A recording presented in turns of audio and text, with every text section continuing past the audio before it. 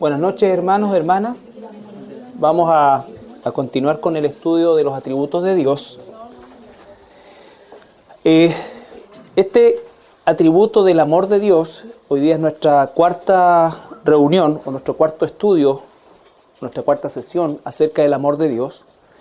Y va a ser el último atributo que vamos a revisar, entendiendo que obviamente no son todos los atributos, sino que nos enfocamos principalmente en los atributos de carácter insondable, donde veíamos la soberanía y la inmutabilidad, que Dios es soberano y Dios no cambia.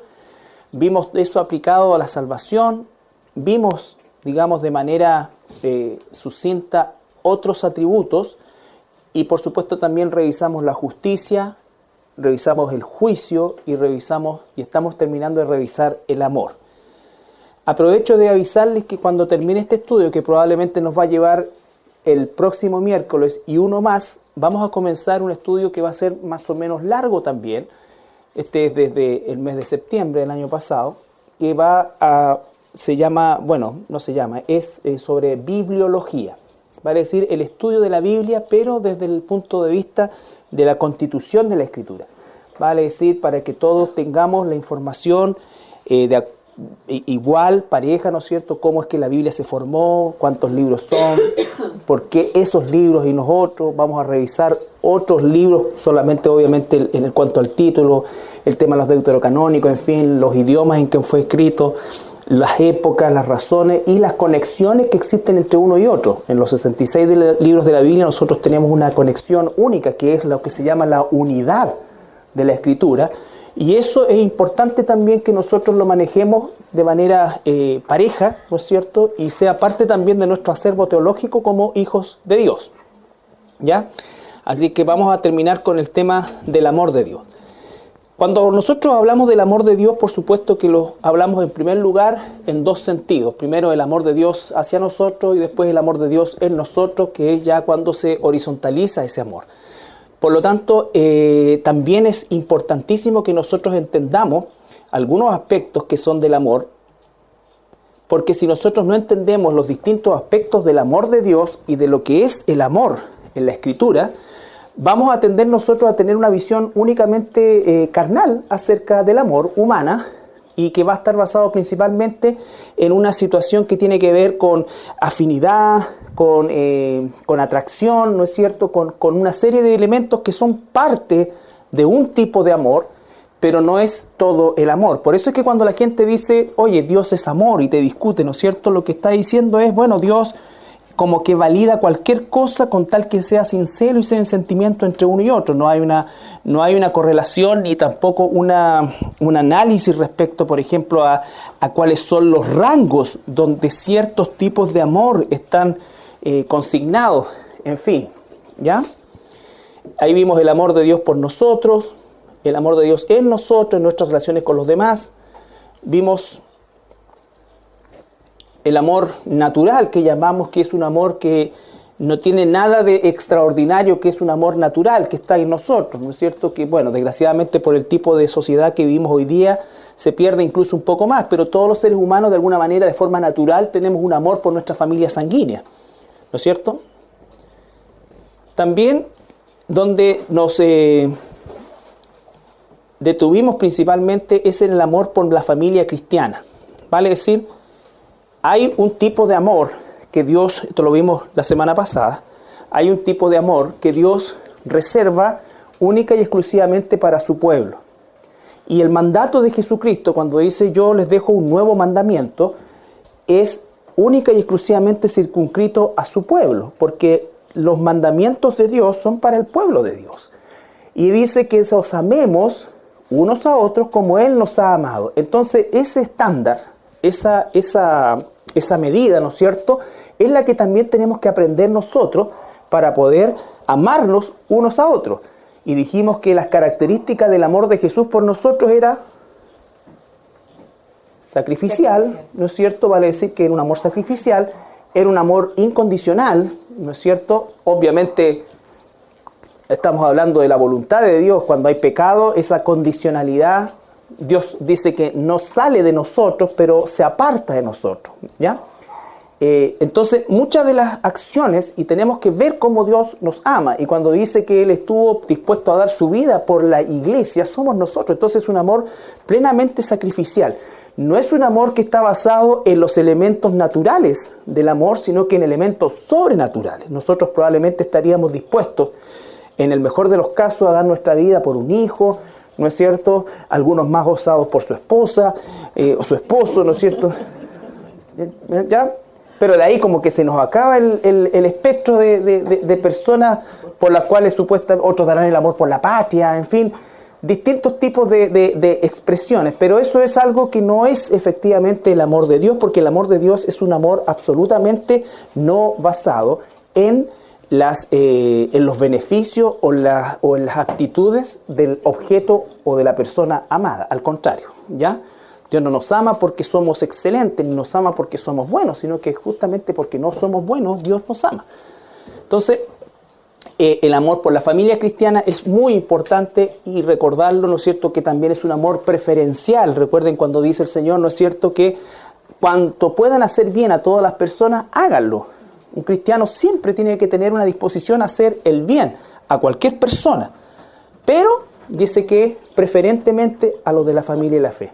Entonces, el amor natural, el amor por la familia cristiana. Recuerden, el amor es preferencial. Jesucristo dijo, el que ama... mejor dicho, ¿se acuerdan cuando Jesús recibe la visita de su madre y sus hermanos? Y no es que Él diga, no amo a mi madre, a mis hermanos, ni no me importan, sino que lo que nos está enseñando en esa lección, Él dice, ¿quién es mi padre y mi hermano? Él está diciendo, ¿no es cierto?, ustedes son mi familia eterna. Ustedes son mi familia eterna. Entonces, esa familia eterna nos vamos a trasladar todo como un solo pueblo a la eternidad. Por lo tanto, eso es lo que hace que la iglesia sea tan importante y que sea imposible agradar a Dios fuera del contexto de la iglesia. Por eso es que estamos llamados a amarnos unos a otros, a compartir, a tener coinonía, a estar bajo un mismo techo recibiendo la información, la dirección, siendo unánimes en eso. Porque somos una familia que vamos a vivir por la eternidad. A lo mejor si Dios no lo ha dispuesto así, muchos de nuestros familiares, directos o indirectos, padres, hermanos, tíos, abuelos, esposo, esposa, hijos incluso, no van a llegar al cielo.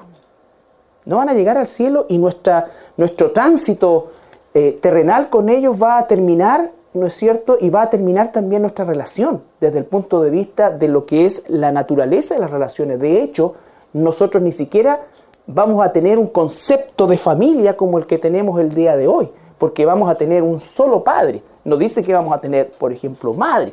Entonces, muchas de esas cosas dice que en el cielo vamos a ser como los ángeles.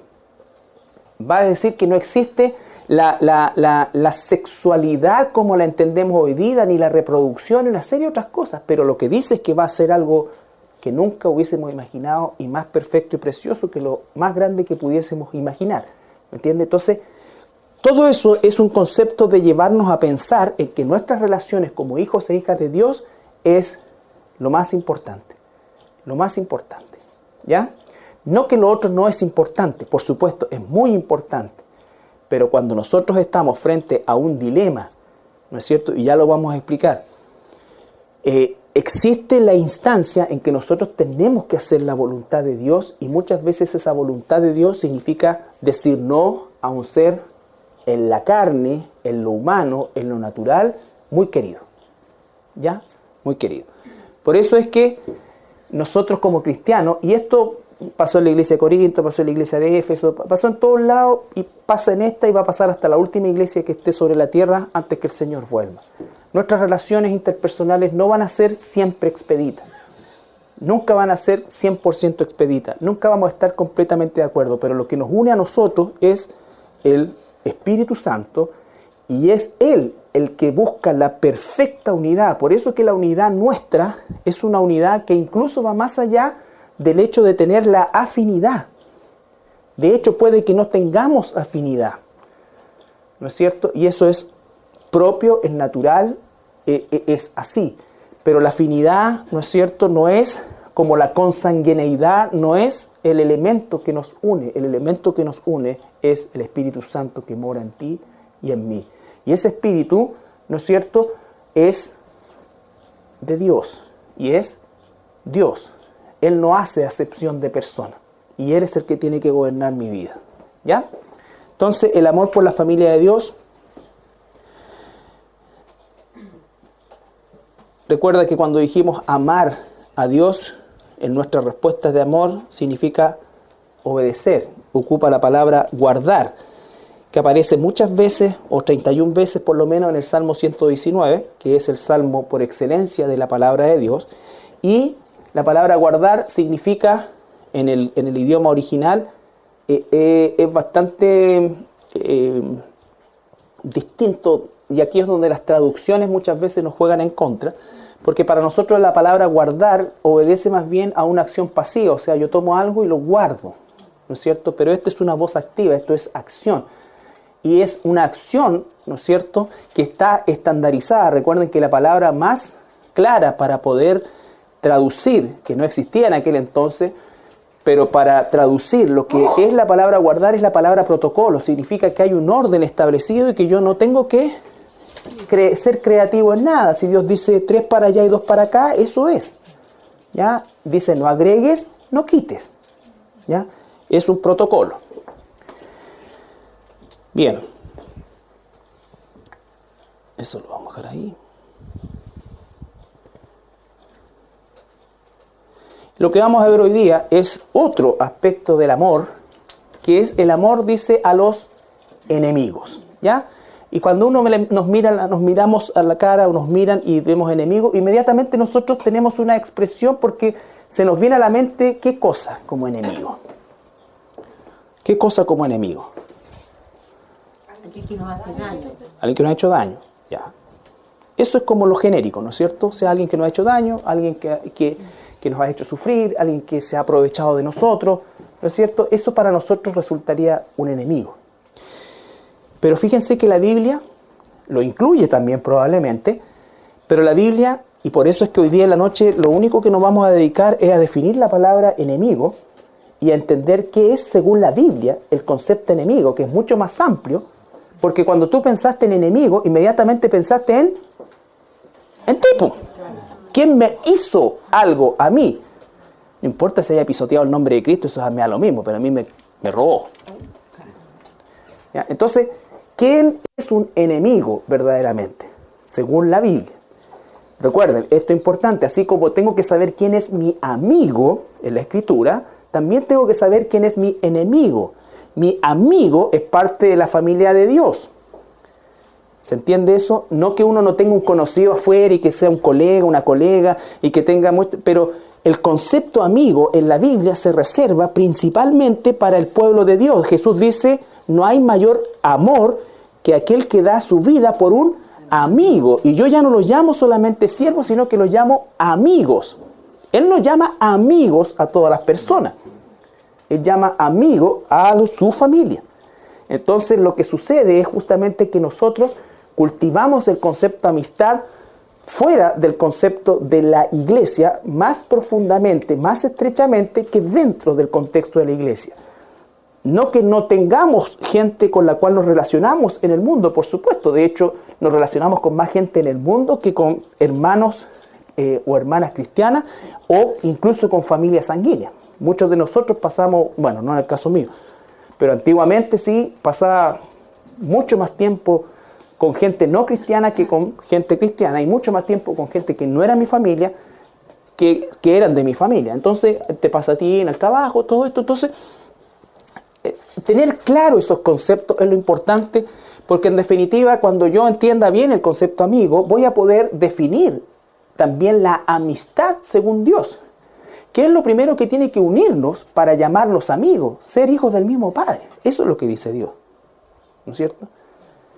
Cuando somos hijos de mí, entonces ese es el concepto amigo. Porque Jesús me llama a mí amigo porque soy de su redil, soy su oveja. ¿Ya? Entonces también definir el concepto enemigo es la palabra griega so. ¿Ya? Y que genéricamente significa adversario y hostil. La pregunta es, ¿adversario, hostil, a qué o a quién? ¿Ya? Y tenemos el capítulo 5 de Mateo, desde el versículo 38, bueno, prácticamente todo el pasaje, pero que habla justamente de este proceso, y su homólogo se encuentra en el Evangelio de Lucas también, capítulo 6, versículo 27. Oísteis que fue dicho, ojo por ojo y diente por diente. Pero yo os digo, no resistáis al que es malo. Antes, a cualquiera que te hiera en la mejilla derecha, vuélvele también la otra. Y al que quiera ponerte a pleito y quitarte la túnica, déjale también la capa. Y a cualquiera que te obligue a llevar carga por 1 milla, ve con él 2. Al que te pida, dale, y al que quiera tomar de ti prestado, no se lo rehuses. Oísteis que fue dicho, amarás a tu prójimo y aborrecerás a tu enemigo. Pero yo os digo, amad a vuestros enemigos, bendecid a los que os maldicen, haced bien a los que os aborrecen, y orad por los que os ultrajan y os persiguen, para que seáis hijos de vuestro Padre que está en los cielos, que hace salir su sol sobre malos y buenos, y que hace llover sobre justos e injustos. Ahí nomás.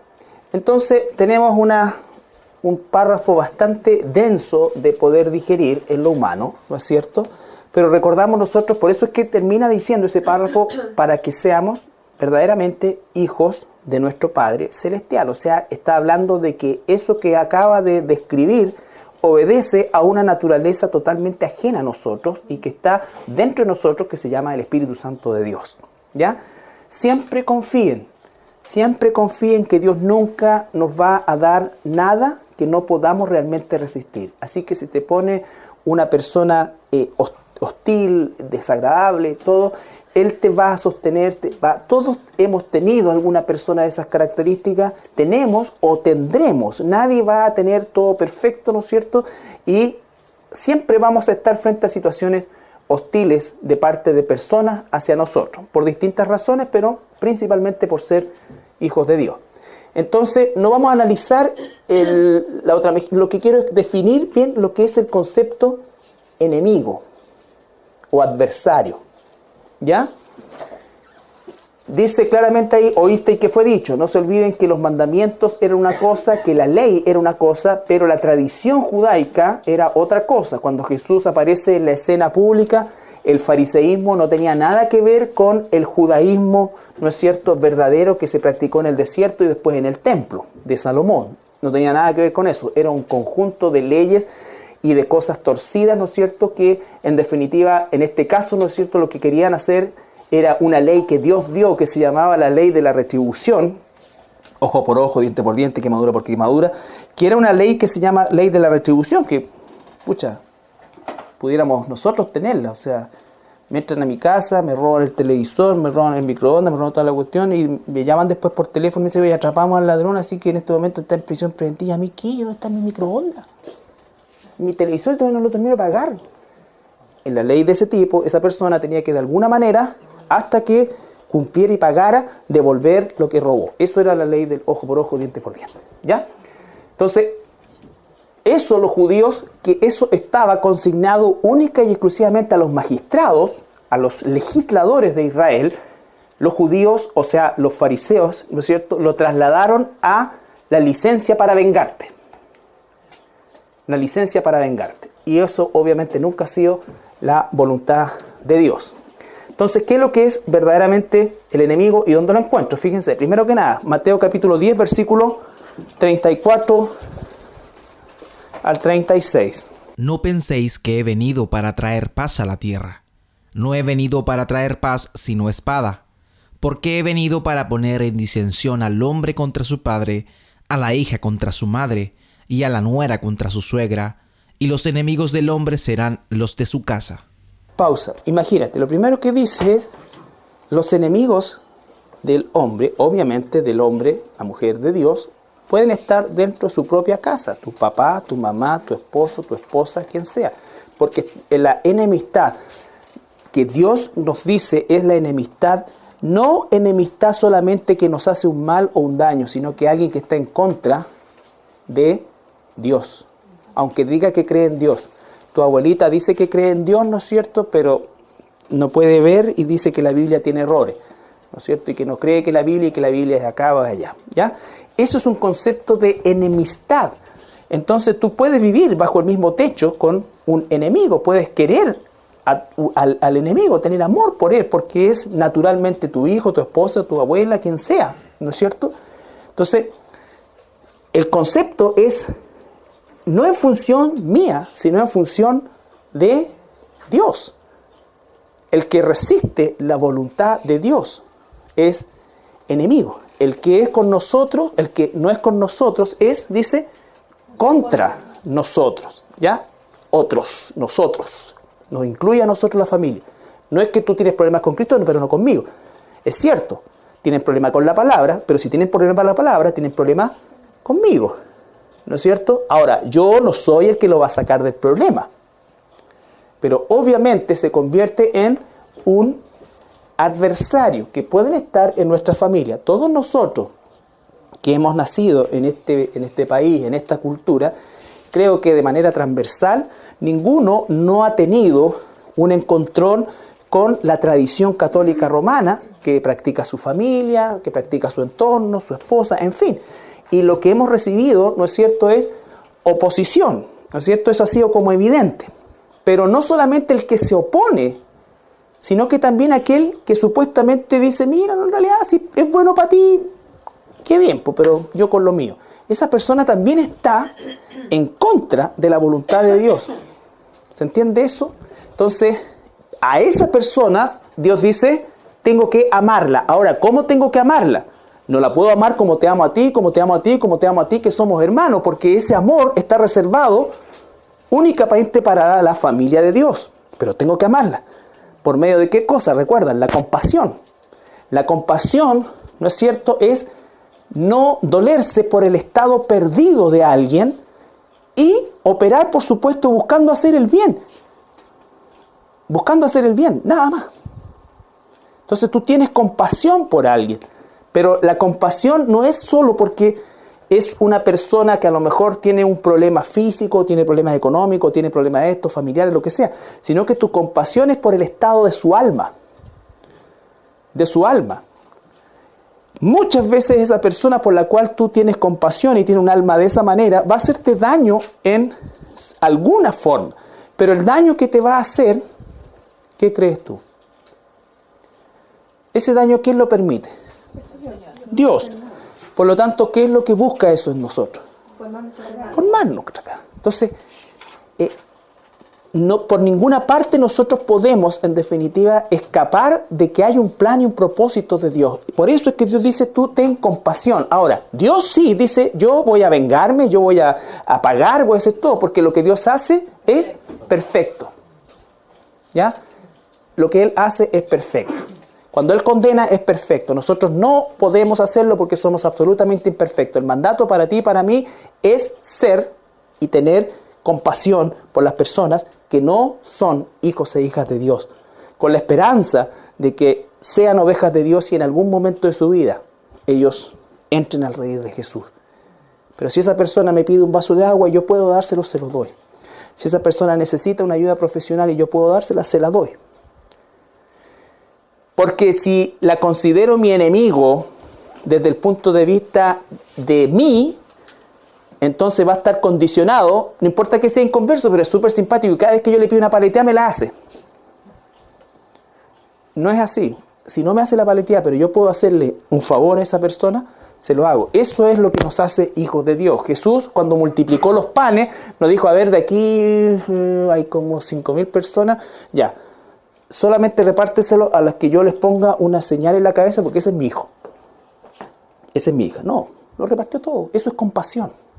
Nosotros caemos dentro de esa compasión general del Padre, que hace salir el sol sobre un justo e injusto, que hace llover sobre esto. Pero Dios tiene amor por nosotros.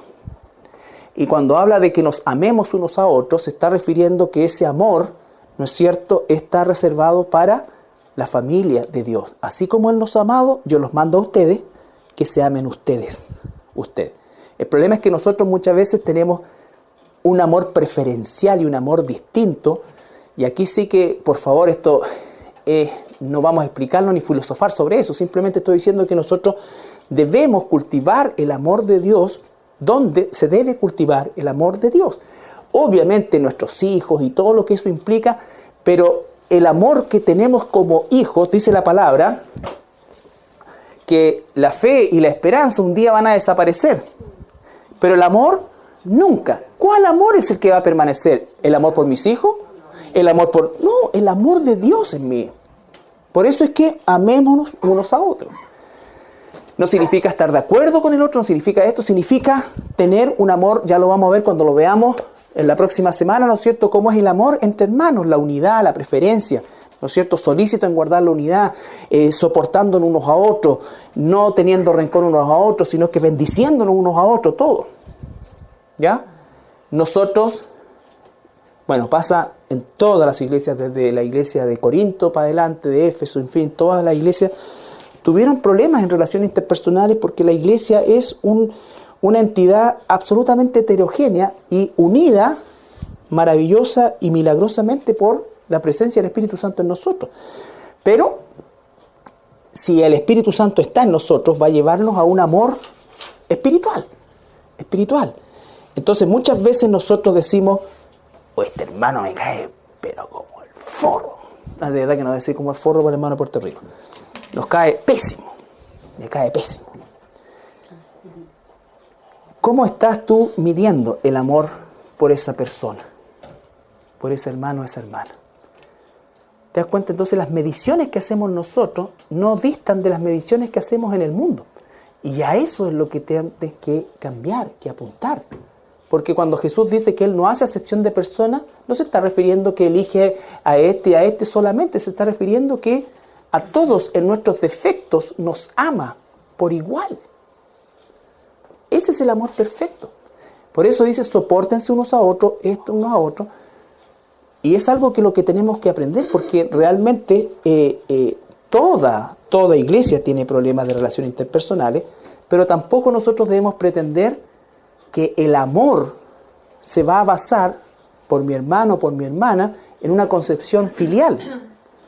Como siempre digo yo, la iglesia esta y todos nosotros y todas las iglesias sanas no pasan, o sea, pasan también por ser un zoológico donde las cebras se juntan con las cebras y hay afinidades, pero todos estamos bajo el mismo paraguas que es el Espíritu Santo y la unidad. Y es el único lugar donde el león se puede sentar con el mono y no se lo va a comer, ¿no es cierto? Y todo.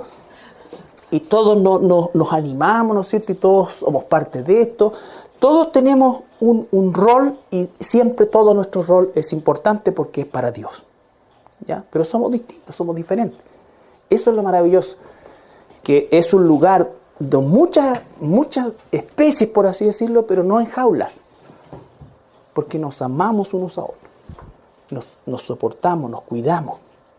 Cuando uno dice que hay que cuidar la iglesia, no estamos hablando de cuidar el edificio. Obviamente eso hay que mantenerlo, pero estamos hablando de cuidar a mis hermanos. De que mi lengua, mi vocabulario, mi expresión hacia un hermano, aún incluso delante de personas que no son cristianos, muchas veces es descuidado. Es descuidado. Entonces, no vamos a poder erradicar eso porque es parte de nuestra naturaleza caída. Pero en la medida que más personas, más hermanos y hermanas lo entendamos y luchemos contra eso, vamos a generar ciertamente una corriente contraria a lo que habitualmente puede llegar a suceder. ¿Ya? Entonces, mi enemigo puede estar en mi propia casa, puede ser mi familia. Después tenemos que, obviamente el enemigo es también Satanás. Es la personificación de todo lo que significa enemistad contra Dios. Satanás es el artífice de toda la enemistad, de toda la falta de amor, de todo el rechazo a Dios y por ende a la familia de Dios. Tú eres parte de la familia de Dios y Satanás te odia. ¿Ya? Dice que Satanás tiene puesto tiene embotado el entendimiento de los que se pierden. Él le ha puesto ese velo que le nubla el entendimiento a los que se pierden. Mateo 13:39. El enemigo que la sembró es el diablo. La siega es el fin del siglo y los segadores son los ángeles. Está hablando del trigo y la cizaña, ¿no es cierto? Dice que el que siembra la cizaña, el enemigo, que es Satanás, ¿no es cierto? Del enemigo de nuestras almas, Satanás. El que puede llevar las almas, dice, al infierno, dice la palabra también. Entonces, obviamente nuestro enemigo es Satanás. También la muerte es nuestro enemigo. Un enemigo, Satanás y la muerte, vencidos en la cruz. ¿No es cierto? Vencidos en la cruz. Somos más que vencedores. Pero esta es una realidad. ¿Ya? Entonces, la muerte. 1 Corintios 15, 26. Y el postrer enemigo que será destruido es la muerte. Ya, el postrer enemigo que se ha destruido, la muerte. La muerte no es una situación, cuando la gente habla de la muerte, muchas veces dice la gente, bueno, lo natural es morirse. No, la muerte no es algo natural. La muerte es una consecuencia, o es la primera y más terrible y espantosa consecuencia del pecado. ¿Ya? La muerte entró en el mundo por la desobediencia de Adán. Entonces, no es algo natural. Pero dice que es vencida y que el postrer enemigo que va a ser, ¿no es cierto?, arrojado al lago de fuego es la muerte. Y lo, digamos de alguna manera, lo personaliza. Dice que al lago de fuego va a ser echado Satanás. Bueno, después de los 7 años de tribulación, inmediatamente el anticristo y el falso profeta van a ir a dar allá, ¿no es cierto? Después dice que va a ir Satanás, sus ángeles también van a ir a dar allá. Y la muerte y los millones y millones de almas sin Cristo van a convivir por la eternidad con los enemigos de Dios, la muerte, Satanás, los demonios. Sí, espanto, exactamente. Entonces, eso nos tiene que a nosotros dar un mayor peso de gloria, dice, porque de eso nos ha salvado el Señor. Por eso cuando pasan cosas, si la salvación no es suficiente para ti, es a lo mejor que no las has estudiado en profundidad, no las has aquilatado, ¿no es cierto? Y no te has enterado completamente de qué es que te salvó y me salvó el Señor sin merecerlo. ¿Ya? Las almas perdidas van a convivir en el lago de fuego con los peores enemigos, ¿no es cierto?, de Dios. Después dice que hay enemigos de la cruz en Filipenses 3:18. Esto es interesante y ahí nos vamos a detener un poco más. Porque por ahí andan muchos, de los cuales os dije muchas veces, y aún ahora lo digo llorando, que son enemigos de la cruz de Cristo, el fin de los cuales será perdición, cuyo Dios es el vientre y cuya gloria es su vergüenza, que solo piensan en lo terrenal. Entonces está hablando aquí de otro grupo de personas que Pablo llama, ¿no es cierto?, los enemigos de la cruz. ¿Quiénes eran estas personas? Estas son las personas que dice la Biblia en Primera de Pedro, en Timoteo, ¿no es cierto?, que ellos salieron de nosotros, pero no eran de nosotros. ¿Dónde es que tú ves un enemigo de la cruz? No solamente en alguien que dice Dios no existe o Jesús es mentira, eso es lo evidente. No está hablando del catolicismo romano, que a esta altura para nosotros es evidente, los testigos de Jehová, mormones, ¿sí?, o cualquier secta de carácter hinduista o la que sea, ¿no es cierto?, antigua o nueva. Lo que está hablando aquí es del peligro más grande que tiene la iglesia ayer, hoy y siempre, y que es lo que llevó a Pablo a exhortar a los ancianos en Mileto, ¿no es cierto?, y decirle, ustedes no van a ver más mi rostro, pero yo quiero decirles que hoy día yo les digo que se fortalezcan, que se mantengan unidos, que enseñen la sana doctrina, porque de ustedes mismos se van a levantar lobos que no van a perdonar el rebaño. Entonces, el peligro más grande, y por eso es que estamos también estudiando el discernimiento, es que de todas las iglesias cristianas sanas, sí o sí van a tener su cuota de apostasía. Su cuota de apostasía. Salieron de nosotros, pero no eran de nosotros. ¿Y dónde sabemos que no son de nosotros?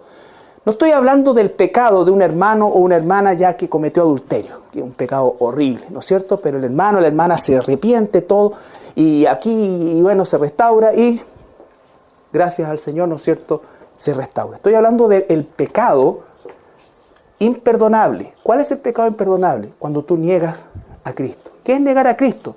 Es hacer que Cristo o atribuirle a Cristo algo que Cristo nunca ha dicho. Cuando le agregamos cosas, ¿no es cierto?, o decimos cosas que Cristo nunca ha dicho. ¿No es cierto?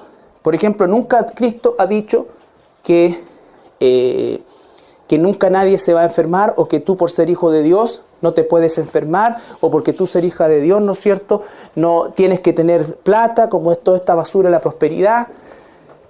todo este concepto, este materialismo que ensalza la carne, eso es negar a Cristo. Y esas personas no solamente no se arrepienten, sino que endurecen su posición.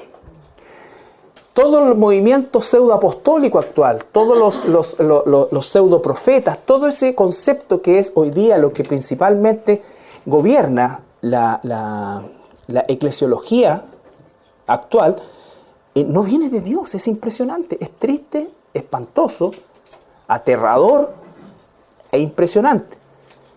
Cuando nosotros tenemos la Escritura, con la Escritura se acaban todas las discusiones.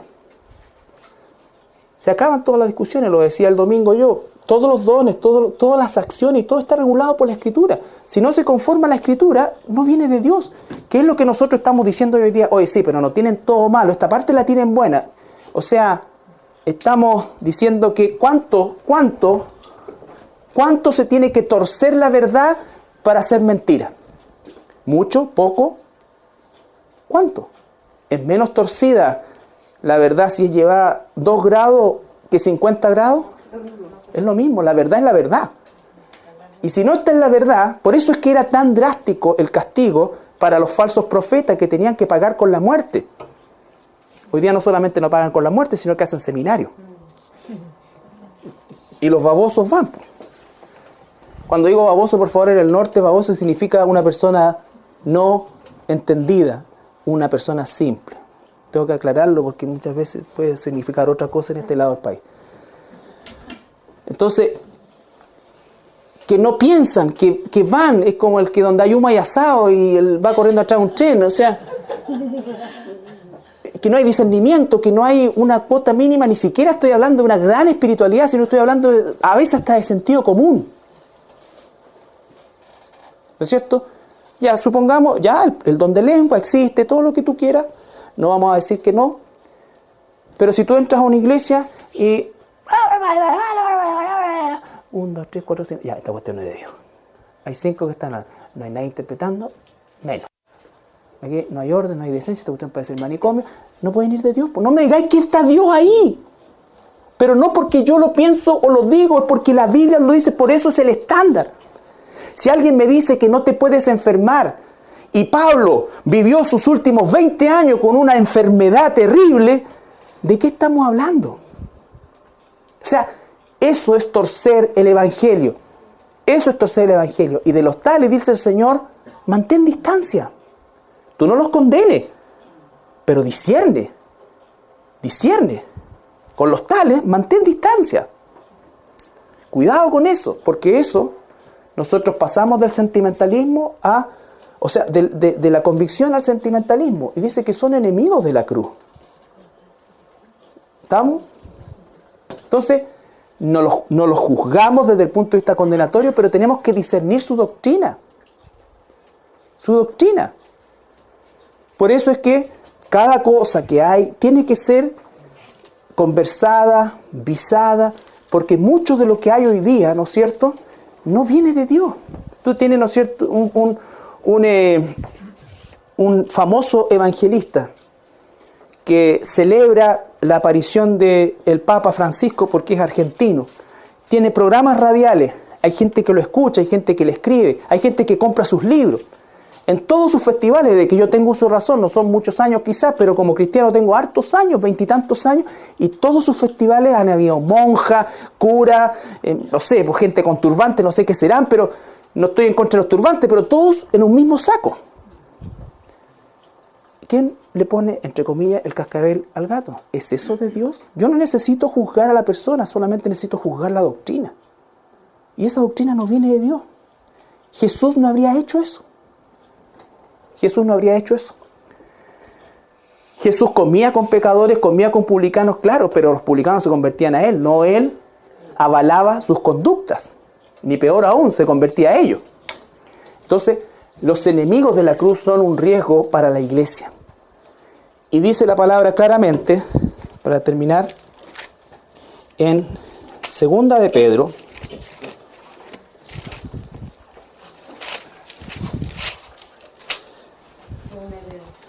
capítulo 2, versículo 1 al 4. Pero hubo también falsos profetas entre el pueblo, como habrá entre vosotros falsos maestros, que introducirán encubiertamente herejías destructoras, y aún negarán al Señor que los rescató, atrayendo sobre sí mismos destrucción repentina. Pausa, fíjate. Primero, hay una promesa, va a haber. Se van a levantar de nosotros. ¿Se han levantado de esta iglesia? Claro que se han levantado de esta iglesia. ¿Puede volver a suceder? Claro que puede volver a suceder. ¿Por qué no estamos instruyendo? Porque todos tenemos que tener discernimiento. Discernimiento. Se levantaron, se levantan y se levantarán. ¿Cuál es la característica? Herejía encubierta. Ellos no van a decir no creo en Jesús, no creo en esto, no. Van a torcer la Escritura. Y a tal punto que van a negar al mismo Jesús que salvó, que lo salvó, dice. Y muchos seguirán sus disoluciones, por causa de los cuales el camino de la verdad será blasfemado, y por avaricia harán mercadería de vosotros con palabras fingidas. Yo quiero aparte de los preciosos reportajes que han hecho de congregaciones en cárceles, donde se ve evidentemente el trabajo esforzado de los hermanos y de la transformación de los internos, no he visto nunca un reportaje que ensalce el Evangelio, por lo menos. He visto aquí en Chile, por lo menos, puros reportajes donde se ridiculiza el Evangelio. Se ridiculiza el Evangelio por causa de estos enemigos de la fe que se llaman pastores, maestros, obispos, ¿o no? Sí. O sea, está ocurriendo tal como dice ahí. Está ocurriendo tal como dice ahí. Hablan vergüenza del Evangelio. Cuando tú le dices a una persona, oye, te voy a invitar a una iglesia, oye, pero es que a lo mejor, ¿qué viene a su mente? No responsabilicemos al inconverso solamente, ¿qué viene a su mente? Gritos, saltos, yo una vez me invitaron a esto, pero no entendí nada. ¿Por qué si el Evangelio no es así? O sea, es otra cosa, y no estoy hablando ni de ser parco, no, sino que enseñar la Biblia conforme a la Escritura. Entonces sí, el camino se pisotea por parte del inconverso y le hacemos más daño al inconverso. Sobre los tales ya de largo tiempo la condenación no se tarda y su perdición no se duerme. Hijos del diablo, están llamados a condenación, pero salieron de nosotros. Recuerden, Pablo tuvo su Demas, su Himeneo, su Fileto. Personas que predicaron con Pablo, que viajaron con Pablo, incluso que estuvieron presos con Pablo y que nunca fueron cristianos. Que en su momento se expresó su apostasía. ¿Ya? Entonces, es una realidad. Son parte de lo que llama la Biblia también enemigos. Santiago 4:4, el mundo, el que se hace amigo del mundo, se hace enemigo de Dios, del sistema de pensamiento. Oh almas adúlteras, ¿no sabéis que la amistad del mundo es enemistad contra Dios? Cualquiera pues que quiera ser amigo del mundo se constituye enemigo de Dios. No está hablando del planeta, está hablando del sistema de pensamiento, ¿no es cierto? El sistema de pensamiento del mundo, que hoy día todo es relativo, que hoy día todo es posible, que hoy día todo. ¿No? Entonces, no amamos, no confiamos, no esperamos nada del sistema. Y por supuesto, la carne. Romanos 8, 7 y 8. Por cuanto los designios de la carne son enemistad contra Dios, porque no se sujetan a la ley de Dios, ni tampoco pueden, y los que viven según la carne no pueden agradar a Dios. Ya, los designios de la carne. La carne es nuestra naturaleza caída, el sarquicos, la mente carnal. ¿No es cierto? La mente carnal va a enganchar con el sistema de pensamiento del mundo. Ahora, si nos damos cuenta acá, la Biblia hemos hecho una descripción de lo que la Biblia llama enemigos. A los únicos que yo puedo amar cuando dice amen a sus enemigos es al inconverso que nunca ha escuchado del Señor, que no se dice cristiano, que no se llama cristiano, que no enseña... ¿Por qué? A Satanás no lo puedo amar y es mi enemigo, ¿cierto? A la muerte no la puedo amar, es mi enemiga. Por lo tanto, cuando dice ama a tu enemigo, a eso quiero llegar. ¿A qué lo circunscribe? A los enemigos de la cruz no estoy llamado a amarlo, estoy llamado a apartarme de los tales. Al mundo no debo amarlo, a la carne, tampoco debo amarlo. Entonces nos queda, ¿qué cosa? Los inconversos, que pueden ser familiares también. Pero no se declaran cristianos, no están torciendo la verdad, ¿no es cierto? Por lo tanto no son enemigos son esclavos de Satanás, pero yo los amo desde el punto de vista de qué cosa, de la compasión. Con el que es enemigo de la cruz tengo que tener separación. Separación, hay un ministerio, hay un llamado a la separación. Con los tales ni te juntes, ¿no es cierto? La distancia. Dios es el que condena. Pero a mí me manda a separarme. ¿Ya? Por supuesto que no vamos a la muerte, ni a Satanás, ni al mundo, ni la carne. Entonces, a eso se circunscribe el concepto amar a los enemigos. Porque los enemigos que no conocen a Jesús, a veces nos van a hacer daño, a veces no nos van a hacer daño, a veces son buenas personas, no importa, pero son, si no han nacido de nuevo, son enemigos de Cristo, son enemigos de la palabra de Dios, en ignorancia, ¿no es cierto? Pero por eso que nosotros tenemos que tener compasión con ellos. ¿Estamos? ¿Alguna pregunta? Espera un poquito, está la Katy primero. Disculpa.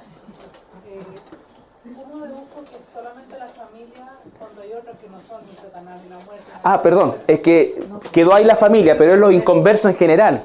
Que me pareció escucharte decir circunscrito a la familia solamente. No. O sea, que lo coloqué como parte de los enemigos de la... Pero... Justamente la observación que iba a hacer yo. Sí. Ahí faltaría la palabra en. ¿Cierto? En la familia. Claro, los inconversos en la familia o fuera de ella. Lo que pasa es que quise graficar los enemigos que uno puede tenerlos dentro de su familia. ¿No es cierto? Ahí, la verdad es que faltaron algunos pasajes ahí para clarificar más. Lo voy a tener para la próxima semana. Absolutamente atender la observación, porque la Biblia arroja muchos pasajes que dice que debemos amar. ¿No es cierto? Cuando dice que vio la multitud y sintió compasión de ella y dijo que pidiéramos más obreros. Es un acto de amor.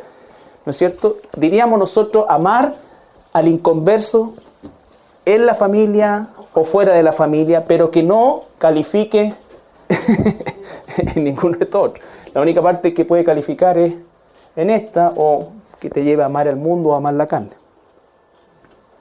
Es decir, yo tengo compañeros, tú tienes compañeros de trabajo que son inconversos, ¿no es cierto? Pero el amor, vamos a verlo también, porque hoy día vimos solamente la concepción de enemigo, el amor no es machacarle el evangelio. El amor es compasión. Tú ya le predicaste el evangelio, ellos saben exactamente qué eres tú, ya saben claramente eso, quizás alguna vez te preguntan todo, pero no porque rechazaron el evangelio tú vas a decir, no, sabes que ya no me veáis nada. No, le seguimos haciendo el bien. Eso es el concepto de compasión. No puedo tener compasión por Satanás, no puedo tener compasión por la muerte, los enemigos de la cruz. Nada de esto. Y tampoco por un inconverso que no sé, porque abiertamente ama a Satanás con actos, con rituales y ese tipo de cosas.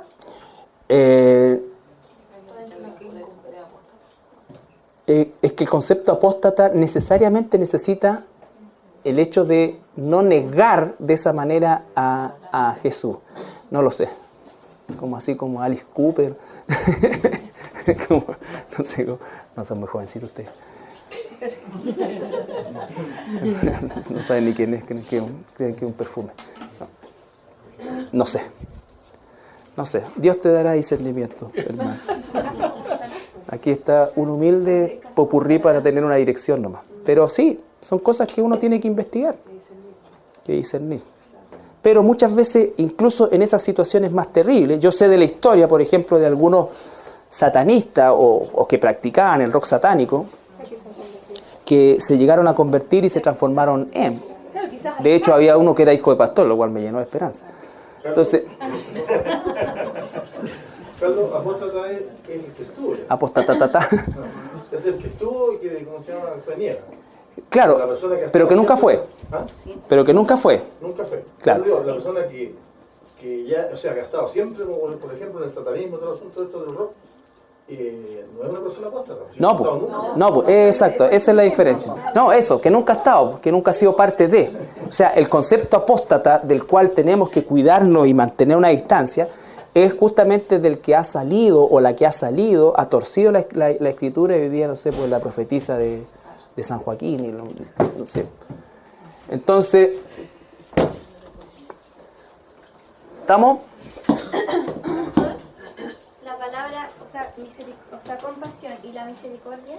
Ya, la palabra compasión, aunque las dos en la traducción española o castellana se usan como sinónimos, en el idioma original, sobre todo en el hebreo, tienen una diferencia, porque misericordia se extiende siempre a alguien de la familia. Por ejemplo, el padre fue movido a misericordia, ¿ya? La compasión es algo más genérico, es algo que se hace por alguien que ni conoces. Entonces, cuando se habla de misericordia, siempre se habla de nosotros como cristianos. Por ejemplo, tú tienes que tener misericordia de mí, no compasión. La incluye, por eso es que es una cosa de una línea fina y por eso es que la lengua española la traduce como sinónimo. Pero hay una pequeña raíz ahí que la usan principalmente la compasión, por ejemplo, por los extranjeros, por los hasta por los animales, que uno debe tener compasión, ¿no es cierto? Pero también es una acción benévola hacia alguien. Pero la misericordia la aplican principalmente en el plano de la familia de Dios. O sea, dice claramente Dios tuvo misericordia de nosotros. Y dice, sean ustedes misericordiosos como Cristo es misericordioso con nosotros. Aplica la palabra compasión. Ya.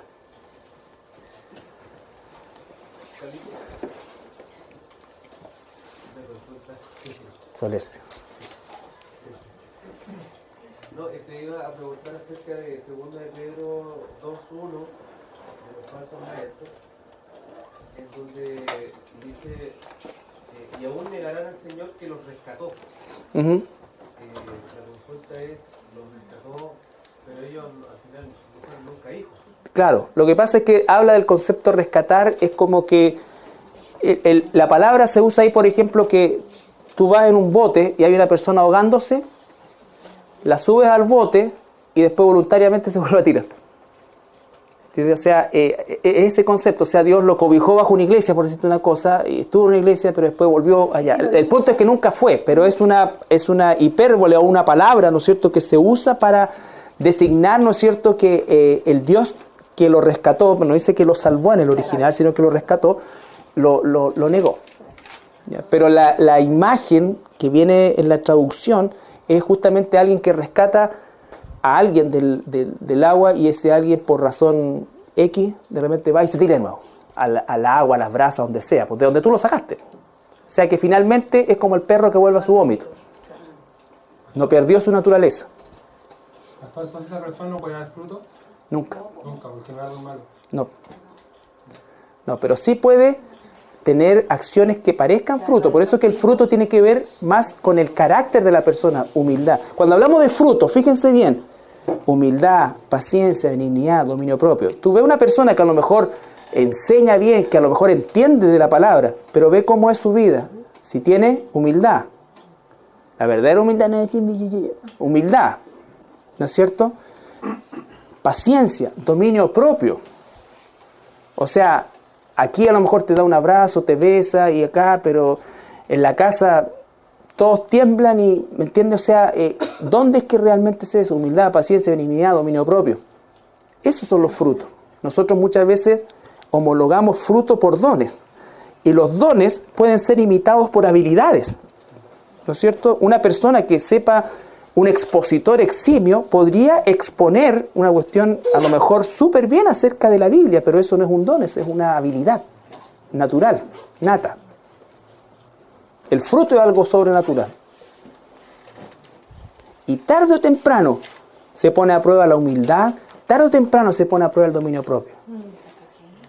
La paciencia. En algún momento tú ves, ¿no es cierto?, algo que es mucho más que un enojo de alguien, mucho más que una... No, sino que ve al diablo. Antes de irse, porque en la tarde me hicieron la pregunta, pero no sabían, a lo mejor después les puede saltar la duda. Cuando Bernabé le da una segunda oportunidad a Marco, la falla de Marco no fue negar a Jesús, la falla de Marco fue no aguantar el viaje y a Pablo, no aguantar el ritmo de Pablo, ¿ya? Claro, eso, pero él no renegó de Jesús, ni cambió la doctrina, nada, ¿ya? Porque alguien me dijo, bueno, ¿y cómo Marco? Marco no fue un apóstata, Marco era un inmaduro.